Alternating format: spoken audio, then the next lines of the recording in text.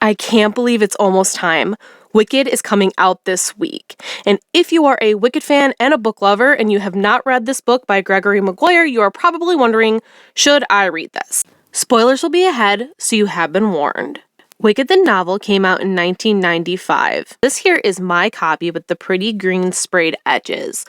When this book came out, people were very excited because it was going to be this retelling of The Wonderful Wizard of Oz from the perspective of the Wicked Witch. There was going to be this look into how she became wicked, how she came to own the West, which sounded really good to readers. Unfortunately, this book left some readers loving it and some not. So, let's delve a little bit more into Wicked the book. So the book is split into sections, and these sections talk about different aspects of Elphaba's life. Elphaba is the name of the Wicked Witch.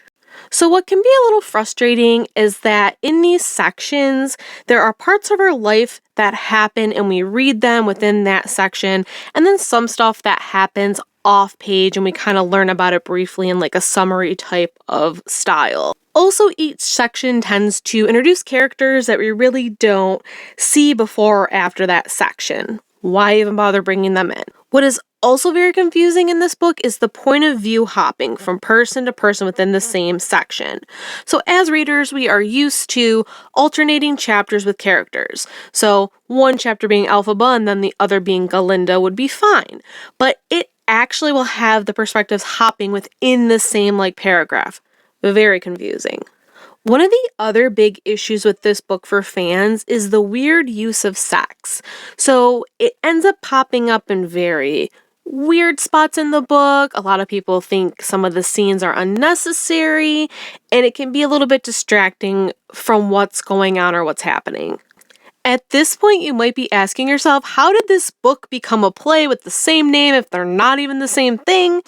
Well, let's look at how they are similar. In the musical, we see a lot of the same characters that are in the novel, though they are doing different things. The musical takes the important issues from the book and explains them in a more happier way.